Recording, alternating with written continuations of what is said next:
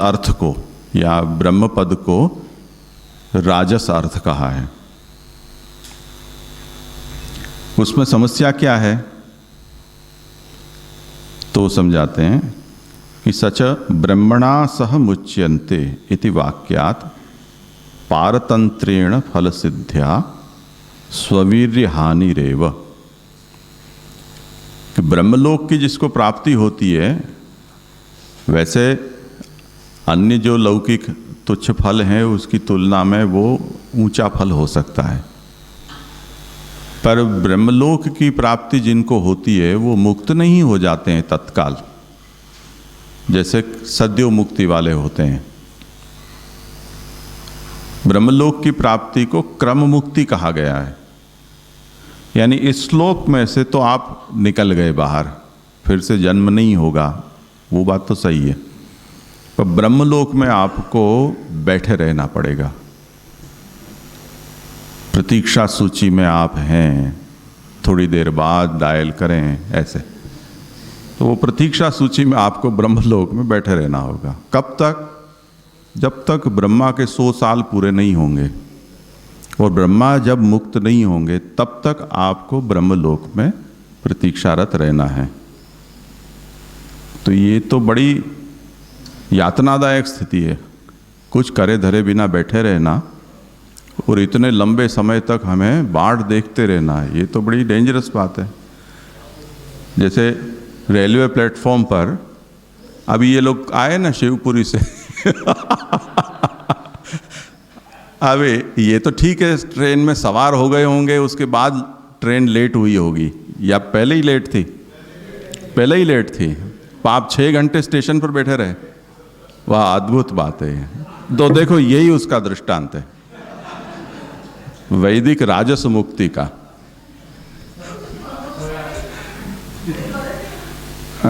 कोई नंबर हो तो पूछीन बताओ शू करे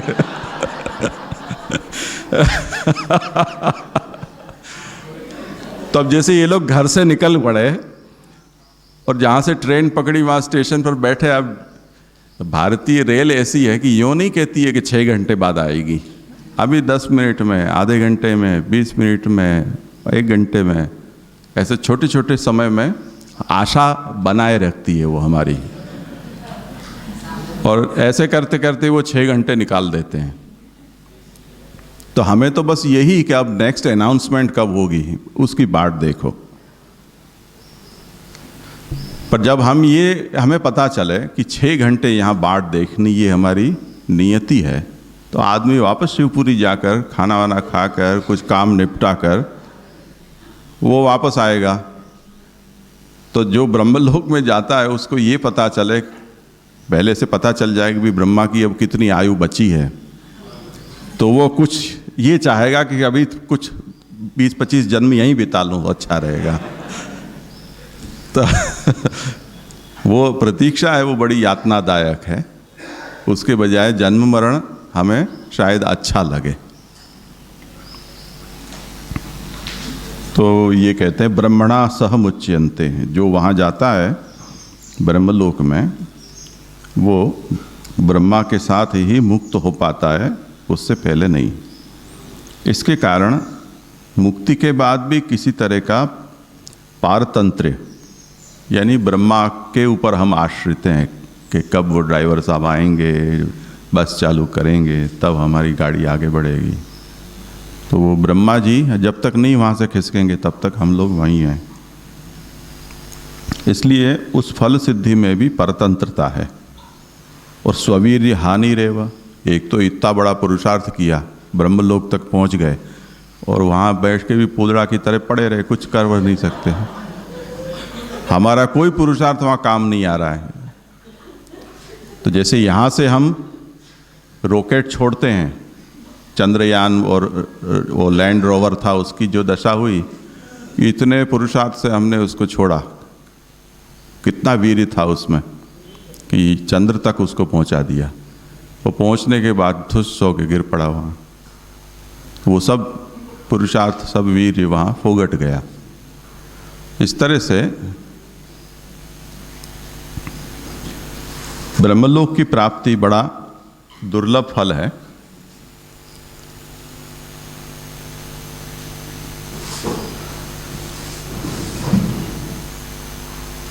पर वहाँ जाने पर भी ब्रह्मा के बिना हमारी वहाँ मुक्ति आगे नहीं खिसकती है, इसलिए अपने वीर्य की हानि ही वहाँ हमें प्रतीत होगी।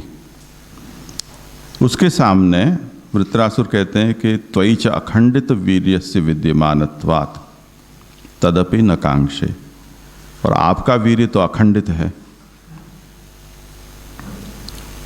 इसलिए जब आपकी प्राप्ति हो रही हो तब मैं ब्रह्मलोक की प्राप्ति की भी कामना नहीं करता हूं। आगे लौकिक राजसम अर्थम निराकरोति। पहला वाला था वो वैदिक था, अब लौकिक राजस अर्थ उसका निराकरण करते हैं। कैसे? न सार्वभौमम इति, सर्वभूमे है ईश्वरत्वे ही सर्वत्र लोके यशो भवति। ये समग्र भूमि है उसका अगर राज्य हमें प्राप्त हो जाए तो बड़ा यश फैल जाता है हमारा। राजन के राजा, गोकुल के अधिपति, ऐसे तो वो यश फैल जाता है। तच्च दानादि सापेक्षत्वात् औपाधिकम सावधिकंच। इस तरह का जो सार्वभौम है वो प्राप्त हुआ। तो जैसे कई लोगों की ऐसी आदत होती है कि बहुत संपत्ति होती है पर फिर भी उनकी संपत्ति उनके हाथ से निकलती नहीं है, कंजूस होते हैं। तो डर के मारे सब उनका सलाम मारे वो अलग बात है, पर मन में तो कहते हैं कि बेकार है आदमी, बहुत कंजूस है। यश तो आपको जो प्राप्त हुआ है उसको अगर आप बांटोगे तब यश होगा, वरना बाहर से यश प्रतीत होगा पर वैसे निंदा के पात्र होगे। जैसे दुर्योधन के प्रसंग में आता है ना कि उसको युधिष्ठिर के राजसूय यज्ञ के प्रसंग में दानाध्यक्ष बनाया कि तुम क्या काम करोगे, तो सब याचकों को दान देना। अब सब लोगों ने, भगवान ने सबको ये खाता दिए थे, तुम आपको ये खाता मिलेगा, ये खाता मिलेगा। सब लोगों ने कहा ये तो सब लुटा देगा, ये भगवान ने क्या सोचकर इसको दानाध्यक्ष बना दिया, खजाना लुटा देगा ये तो। क्योंकि भीतर से तो उसको बड़ा ईर्ष्या का भाव है पांडवों के प्रति। तो भगवान के अलावा और कोई उसके यश को नहीं जानता था कि उसके हस्त में अक्षय रेखा है, तो जितना देता है वो कम नहीं होता है, बढ़ता रहता है। ऐसा दुर्योधन में सामर्थ्य थी। तो इस बात को सोचकर भगवान ने उसको दानाध्यक्ष बनाया। और समस्या ये हुई कि हाथ में तो थी पर मन में नहीं थी देने की वृत्ति। तो कोई भी आता वो उसको दान देने योग्य मानता ही नहीं। कह रहे इसके पास तो ये है, इसको इसकी क्या जरूरत है, दान की कोई जरूरत नहीं, तुम सुखी हो जाओ, घर जाओ। तो वो किसी को दान दे ही नहीं पाता था। ऐसे सार्वभौम प्राप्त हो जाए, पर जब तक आप अपनी सार्वभौमता की अवस्था में लोगों को खिलाते रहो, पिलाते रहो, घुमाते रहो, तब तो आपका यश होगा, वरना तो वो सार्वभौम आपका टिकेगा नहीं। इसलिए वो भी सापेक्ष है, औपाधिक है और सावधिक है, यानी समय के साथ बंधा हुआ है, सदा नहीं रहता है। इसलिए तद्वायसम तीर्थम इति वचनात् स्वरूप तोपि दुष्टम राज्यांते नरकम ध्रुवम इति वचनाद अवसान तोपि तथा। इस तरह का जो सार्वभौम है उसकी निंदा शुकदेव जी ने की है कि व्यास जी ने तो नहीं, भागवत के प्रथम स्कंद में आता है कि महाभारत और श्रीमद् भागवत की तुलना करते हुए इस बात को कहा है कि भगवान का यश तो महाभारत में भी वर्णित है, पर वो भगवान की मुख्यता से, कृष्णता की मुख्यता से वहाँ कृष्ण के गुण नहीं गाए गए हैं। एक तरह से मानवीय चरित्र का निरूपण वहाँ श्री कृष्ण का किया गया है।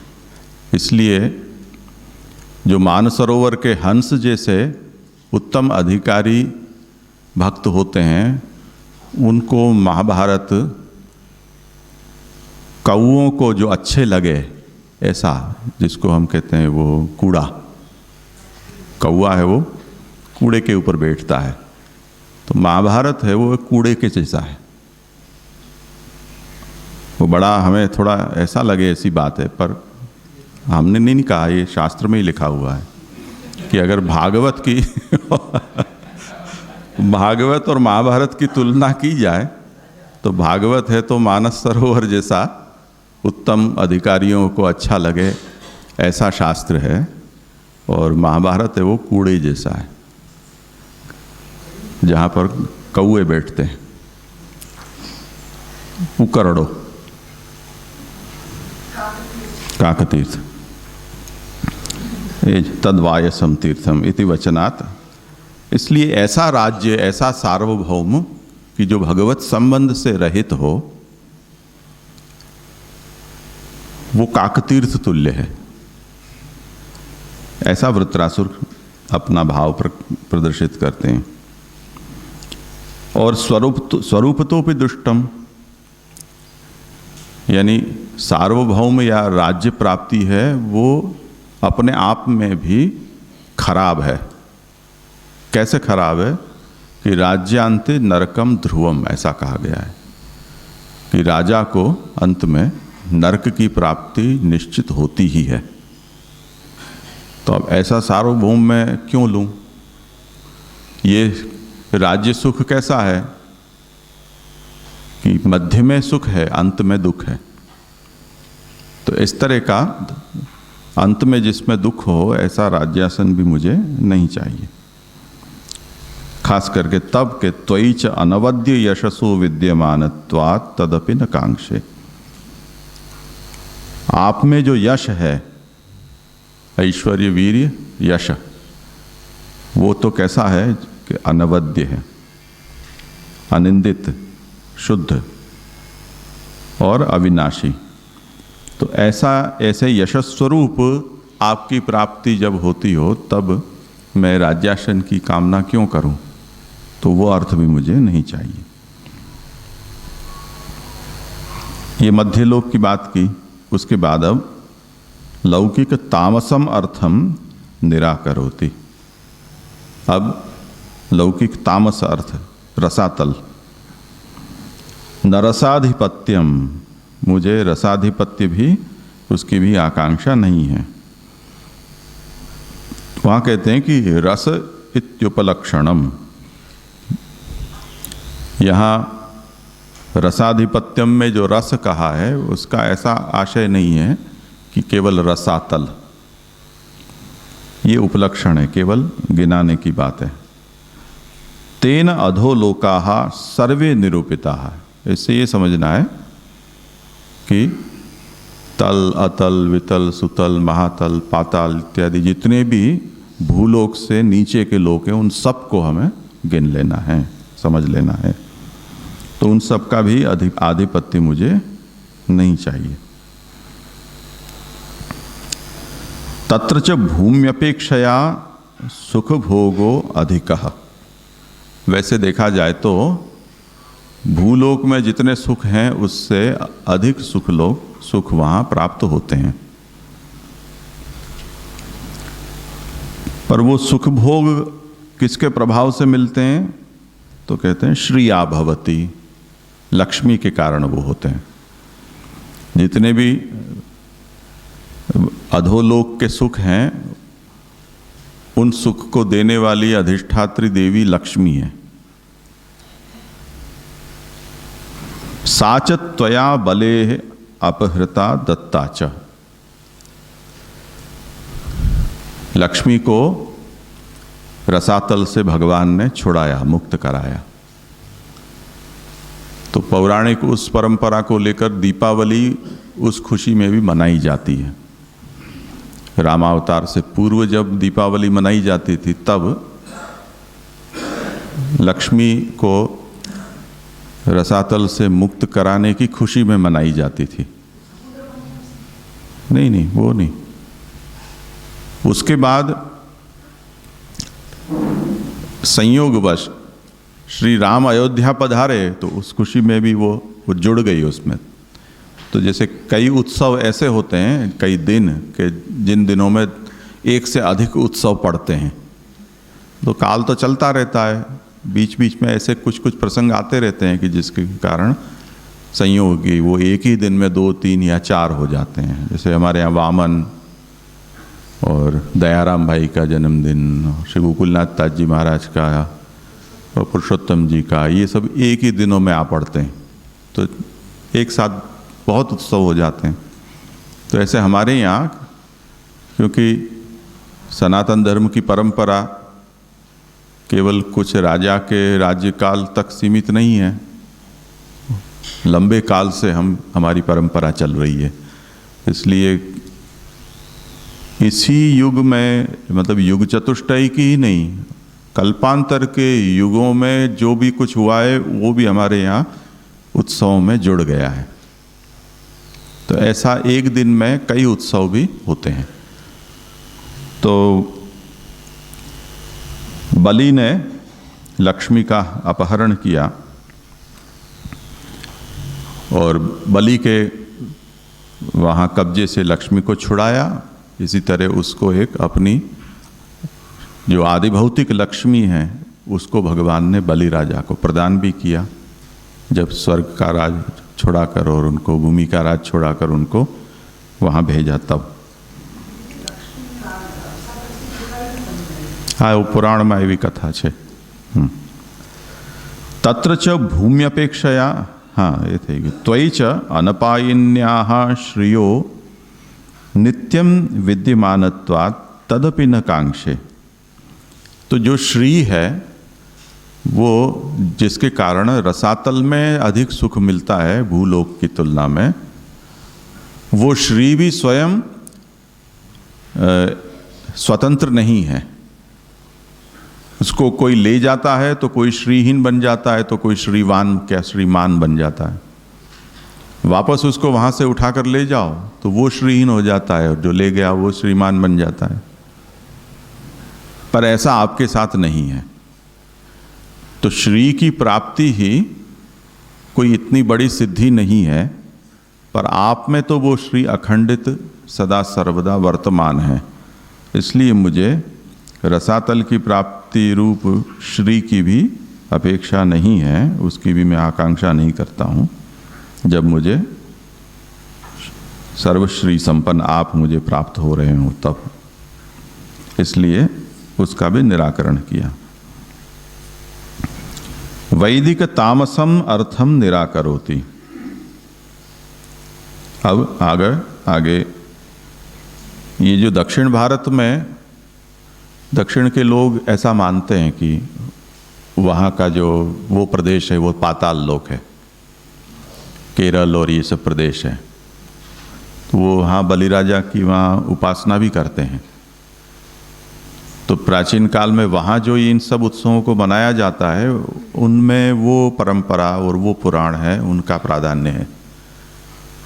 उत्तर भारत में हमारे यहाँ राम हुए तो राम के कारण दीपावली का महत्व है, ऐसा महत्व वहाँ नहीं है, वहाँ कम जानते हैं इनको। तो वहाँ ब्रह्म महोत्सव मनाया जाता है इन दिनों में। जब हमारे यहाँ दीपावली मनाई जाती है तो दक्षिण में ब्रह्म महोत्सव मनाया जाता है। तो वो यही है जो लक्ष्मी जी को पुनः पधराया गया इसलिए।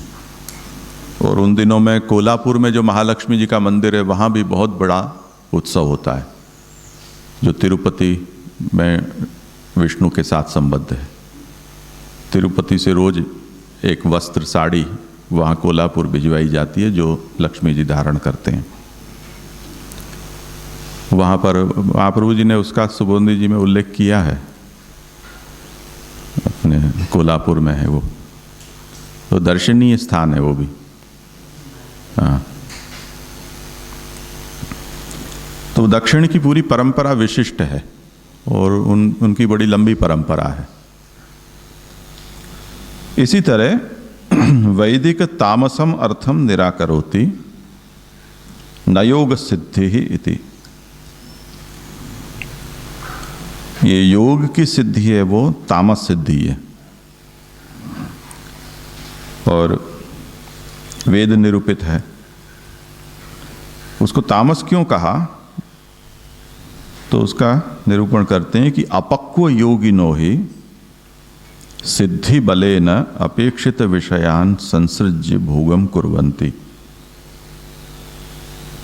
परिपक्व योगी जो होते हैं उनमें तो ऐसा नहीं होता है, वो तो फिर सविकल्पक समाधि से निर्विकल्पक समाधि प्राप्त करके और योग के द्वारा मुक्त हो जाते हैं।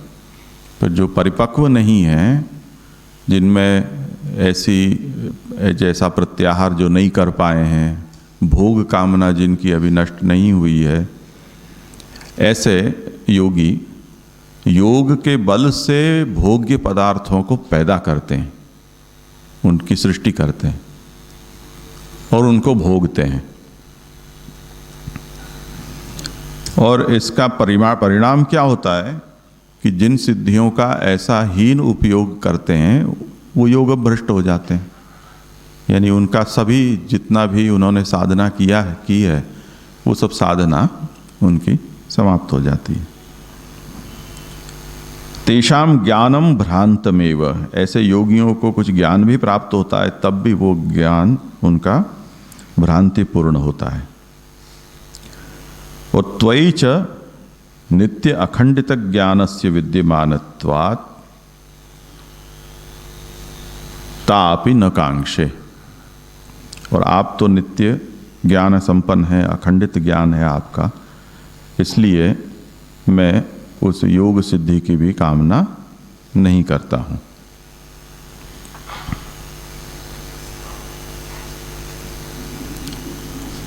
अब आगे वैदिक सात्विकम अर्थम निराकरोति। अपुनर्भवम वा, अपुनर्भव यानी मोक्ष, फिर से पैदा न होना। पुनर्भवम यानी जन्म, अपुनर्भवम यानी जन्म रहितता, मोक्ष, मुक्ति। ये वैदिक है और मुक्ति है वो सात्विक फल है, इसलिए उसको वैदिक सात्विक कहा है। और वृत्रासुर कहते हैं कि मुझे ऐसी मुक्ति भी नहीं चाहिए। क्यों नहीं चाहिए, तो कहते हैं सत्वात् संजायते ज्ञानम इति वचनात् ज्ञानस्य सात्विकत्वेन तत्साध्य मोक्षस्यापि तथात्वम उच्यते। भगवान कहते हैं कि ज्ञान है वो सत्वगुण का परिणाम है, इसलिए ऐसे सत्वगुण से यानी सगुण उपाय से प्राप्त होने वाला जो मोक्ष है वो भी सगुण होगा, गुणातीत या निर्गुण तो नहीं होगा। इसलिए मोक्ष को भी सगुण कहा जाता है। सच गणितानंदत्वेन त्वदानंदांशैव न तु त्वम्। इसलिए मोक्ष की जो प्राप्ति होगी उसमें मुझे जो आनंद की प्राप्ति होगी वो गणितानंद ही होगा, यानी सीमित आनंद होगा, अगणित आनंद नहीं होगा। और मोक्ष में प्राप्त होने वाला जो आनंद है वो तो आपका एक अंश मात्र है, अंशीभूत आनंद है वो तो नहीं है। जैसे हम हमारे घर में या कहीं स्विमिंग पूल बना लें, वो पानी को जमीन में से खींचकर या कहीं से लाकर भर दें,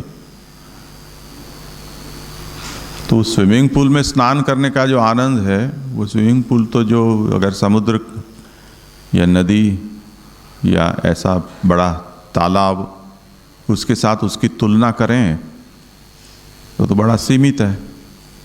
अब जिनको तैरने का अभ्यास नहीं है उन लोगों के लिए तो ठीक बात है, कुछ भी कहीं भी नाव, कोई फर्क नहीं पड़ता। बाथ टब भी उनके लिए तो पर्याप्त है, स्विमिंग पूल की बात तो दूर है। पर जिनको जल विहार करने का अभ्यास है उनको स्विमिंग पूल बहुत क्षुद्र लगता है, क्योंकि 2-4 हाथ मारे सो दीवार आ गई, फिर वापस उलट कर जाओ। उनको तो समुद्र चाहिए। इसलिए जो सत्वगुण के प्रभाव से जिनको मुक्ति मिली है, उससे जो आनंद मिलेगा, वो आनंद जिनको वो परमानंद का परिचय है, उनको ये स्विमिंग पूल या बाथ टब जैसा लगता होगा कि ये वाली मुक्ति तो ऐसी क्षुद्र मुक्ति है। इसलिए यो कहते हैं कि तत्साध्य मोक्षस्यापि तथा था तत्रापि सेव्य सेवक भावेन न अन्योन्यम सापेक्षता भेदा भावाद। और वो जो मुक्ति है उसमें सेव्य सेवक भाव नहीं रह जाता है, क्योंकि उस मुक्ति में हमारा सेवक का जो स्वतंत्र अस्तित्व है वो समाप्त होकर वो अंशी ब्रह्म में लीन हो जाता है। तो लीन हो जाने पर स्वतंत्रता नहीं रहती है, सेव्य सेवक भाव नहीं रहता है। तो ये तो बड़ी विडंबना है। जैसे बच्चा बहुत समय बाद हमें मिले और बच्चे को हम गोदी में उठा के उसको हम जकड़ दें। अब 2, 3, 4 सेकंड तक तो ठीक बात है, फिर बच्चा छटपटाने लगता है, अवे मुक्को मन है, अवे तो छोड़ो। क्योंकि इस तरह का आवेग है वो क्षण भर के लिए तो आनंद प्रदान कर सकता है, वो पीछे तो घबराहट होती है कि अब तो हाथ पर छुट्टे हों तो कुछ कर सकें। इस तरह से लीन होना वो वैसे अच्छा लगने वाली बात है भगवान में, परंतु जिनकी इंद्रियां हैं, जिन्होंने जीवन भर सेवा कर्म किया है प्रभु का, उसकी इंद्रियों के साथ अगर ऐसा किया जाए कि अंतिम अवस्था में उनको बांध दिया जाए, तो तब उनको वो घबराहट होने लग जाती है कि ऐसी मुक्ति तो मुझे नहीं चाहिए। इसलिए ये कहते हैं कि वहाँ भेद नहीं रह जाता है, इसलिए वहाँ तो अन्योन्य सापेक्षता न भी नहीं रह जाती है। तो मुझे ऐसा नहीं चाहिए। अतः तस्य अर्थत्वाभावाय अपुनर्भव पदम। लोगों को मोक्ष में अर्थरूपता प्रतीत होती होगी, पर हमें ऐसा प्रतीत नहीं होता है।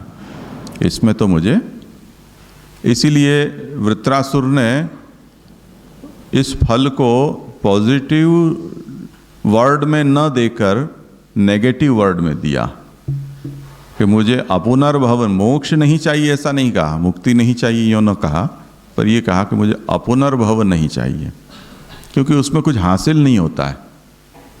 अपुनर्भव का मतलब अब तुम नहीं जन्मोगे आज के बाद, बस खुश। अरे इसमें खुश क्या, कुछ मिला तो नहीं।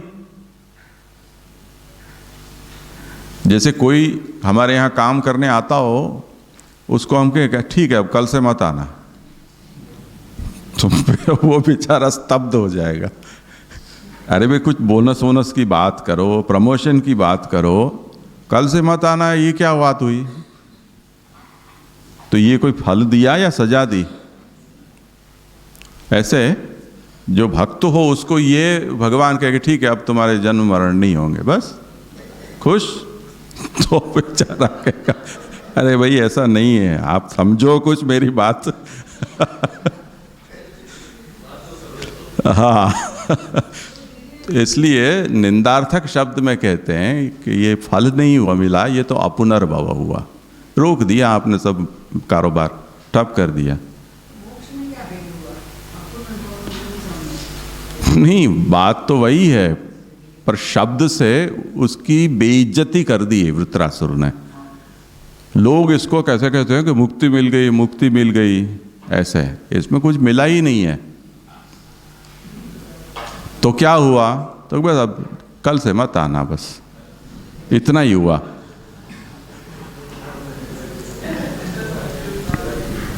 तो ये कहते हैं कि अतः तथात्वाभावाय, इसमें कोई अर्थवर्थ जैसा कुछ है नहीं, इसलिए कहा कि अपुनर्भव पदम जन्माभावातिरिक्त विशेषा भावात। इसमें क्या हुआ? जन्मा भाव हुआ, फिर से तुमको पैदा नहीं होना है, इससे अधिक इसमें कुछ मिला नहीं है। इसलिए मोक्ष कोई फल है या मोक्ष कुछ हासिल होने वाला पदार्थ है, अर्थ है, ऐसा वृत्रासुर को नहीं लगता है। इसलिए उन्होंने उसे मोक्ष न कहकर या फल न कहकर अपुनर्भव शब्द वहाँ केवल रखा है।